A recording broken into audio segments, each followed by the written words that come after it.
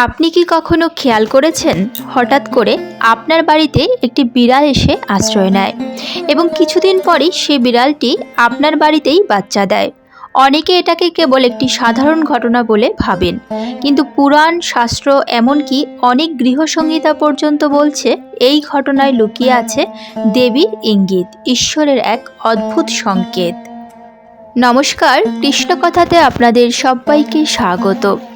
আজ আমরা জানব যে বাড়িতে বিড়াল বাচ্চা দেয় সেখানে আসলে কি ঘটে, কেন একে শুভ অশুভ দুভাবেই দেখা হয়, এই সময় কি করা উচিত আর কি করা একদম উচিত নয়, এবং সবচেয়ে গুরুত্বপূর্ণ এর আধ্যাত্মিক কারণ ও প্রতিকার কি।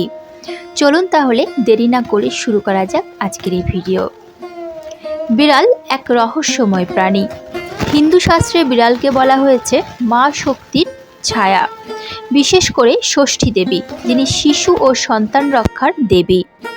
তাকে বিড়ালের রূপে পুজো করা হয়। বাংলার অনেক গ্রামে এখনও বিড়ালকে ষষ্ঠী মা বলা হয়। যখন কোনো বাড়িতে বিড়াল বাচ্চা দেয় তখন বিশ্বাস করা হয় সেই বাড়িতে মা ষষ্ঠীর আশীর্বাদ এসেছে। কারণ বিড়াল কোনো স্থানকে সহজে বেছে নেয় না। বলা হয় সে সেই জায়গাতেই সন্তান প্রসব করে যেখানে দেব শক্তির সুরক্ষা আছে এবং মাতৃত্বের আশীর্বাদ বর্তমান। কিন্তু সবসময় কি এটি শুভ? চলুন জানি ধীরে ধীরে। বিড়ালের সন্তান জন্ম দেওয়া শুভ না অশুভ? হিন্দু শাস্ত্র অনুযায়ী বিড়াল একটি শক্তিশালী আধ্যাত্মিক প্রাণী। তার ইন্দ্রিয় শক্তি খুব তীক্ষ্ণ। সে অদৃশ্য শক্তিকেও অনুভব করতে পারে।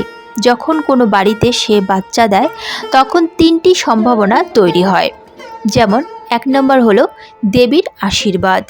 যদি বিড়ালটি শান্তভাবে বাচ্চা দেয়, বাচ্চাগুলি সুস্থ থাকে এবং মা বিড়াল সুখে থাকে, তাহলে বোঝা যায় সেই বাড়িতে দেবীর শক্তির সঞ্চার ঘটেছে। এতে পরিবারের সদস্যদের মধ্যে আনন্দ, সমৃদ্ধি ও নতুন সূচনা আসতে পারে।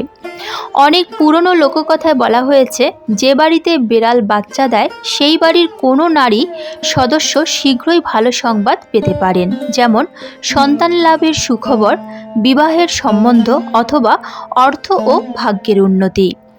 2 নম্বর হলো ঋণাত্মক শক্তির আগমন। তবে যদি বিড়ালটি আতঙ্কে থাকে, জায়গা বদলায় বারবার অথবা বাচ্চাগুলি মারা যায় বা হারিয়ে যায়, তাহলে এটি সংকেত দেয় বাড়িতে কোনো ঋণাত্মক শক্তি বা অশুভ ছায়া ঘোরাফেরা করছে। এই অবস্থায় বলা হয় শুদ্ধিকরণ না করলে পারিবারিক কলহ, অশান্তি বা আর্থিক ক্ষতি হতে পারে। তাই এমন হলে অবিলম্বে কিছু প্রতিকার করা দরকার, যেমন গঙ্গা জল ছিটিয়ে ঘর শুদ্ধ করা, ধূপ দ্বীপ দিয়ে মা ষষ্ঠীর নাম জপ করা এবং বিড়াল মায়ের জন্য আলাদা শান্ত জায়গা তৈরি করা। 3 নম্বর হলো কার্মিক চিহ্ন। অনেক সময় বিড়াল আমাদের বাড়িতে সন্তান জন্ম দেয় কারণ আমাদের কোনো পূর্বজ বা আত্মা সেই বিড়ালের মাধ্যমে আশ্রয় চায়। এটা এক ধরনের আত্মিক সম্পর্ক। শাস্ত্র বলে প্রাণীর মাধ্যমে আত্মারা যোগাযোগ করতে পারে। যদি বিড়ালটি আপনাকে ভয় না পায় বরং কাছে আসে, তাহলে বুঝবেন এটি কোনো শুভ আত্মা যিনি আপনাকে রক্ষা করছেন। কি করবেন এই সময়ে? প্রথমত, কখনোই মা বিড়াল বা বাচ্চাগুলিকে বিরক্ত করবেন না। এটা বড় পাপ বলে গণ্য করা হয়। মনে রাখবেন ওরা শুধু প্রাণী নয়, ঈশ্বরের এক রূপ। 2 নম্বর, প্রতিদিন সকালে তাদের কাছে একটু দুধ ও জল দিন। এতে মা ষষ্ঠীর আশীর্বাদ বজায় থাকে। 3 নম্বর হলো যেখানে বাচ্চাগুলি জন্মেছে সেখানে চন্দন বা গঙ্গা জল ছিটিয়ে দিন, যেন স্থানটি পবিত্র থাকে। 4 নম্বর হলো ষষ্ঠ দিন অর্থাৎ বাচ্চার জন্মের 6 দিন পর একটি প্রদীপ জ্বালিয়ে ষষ্ঠী দেবীর নাম জপ করুন। ওম ষষ্ঠী দেব্যই নমঃ। 5 নম্বর, যখন বিড়াল ও তার বাচ্চারা চলে যাবে তখন সেই জায়গায় 1 মুঠো চাল ও হলুদ ছিটিয়ে দিন, যেন শুভ শক্তি স্থায়ী হয়। পুরাণ ও লোকবিশ্বাস। ব্রহ্মবৈবর্ত পুরাণ এবং কিছু পুরনো বাঙালি লোককথায় বলা হয়েছে বিড়াল হচ্ছে সেই প্রাণী যে পৃথিবী ও আধ্যাত্মিক জগতের মধ্যে সেতু বন্ধন করে। প্রাচীনকালে পিতৃপক্ষ বা শ্রাদ্ধকালে দেখা যেত যদি কোনো বাড়িতে হঠাৎ বিড়াল বাচ্চা দেয় তখন সবাই বলতো পিতৃলোক আশীর্বাদ দিয়েছে, এই ঘর তপস্যার স্থান।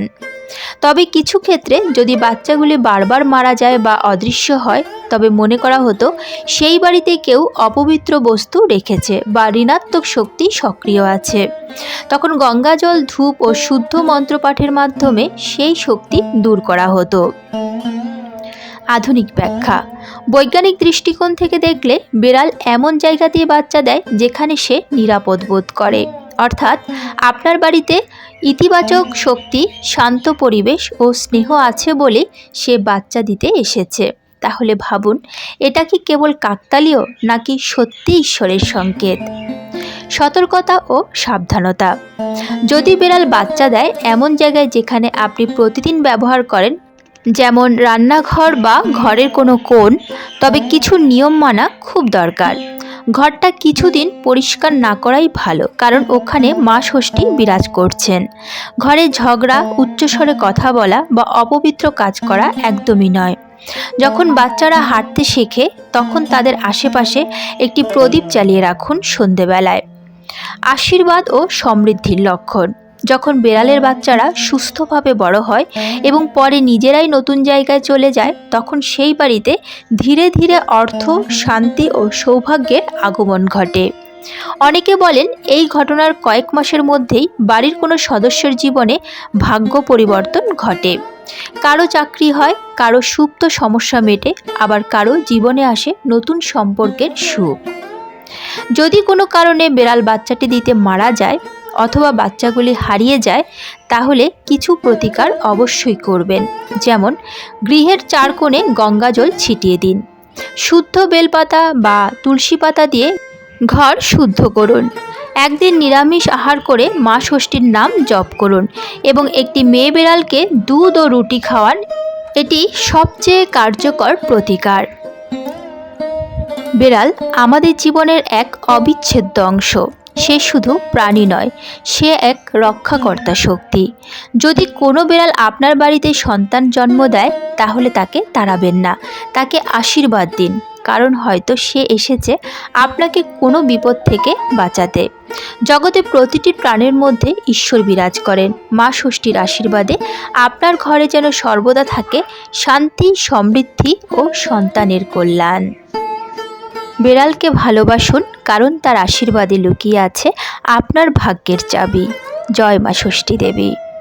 আজকের মতো ভিডিওটি এখানেই শেষ হলো। আশা করি আপনাদের ভালো লেগেছে। যদি ভালো লেগে থাকে তাহলে অবশ্যই একটি লাইক করবেন। যদি রাধা মাধবের পরম ভক্ত হন তাহলে কমেন্টে রাধা মাধবের জয়গান করতে ভুলবেন না যেন। প্রিয়জনদের সঙ্গে শেয়ার করবেন যাতে তারাও উপকৃত হতে পারে। এ ধরনের বিভিন্ন ধর্মীয় ভিডিও পেতে অবশ্যই চ্যানেলটিকে সাবস্ক্রাইব করুন।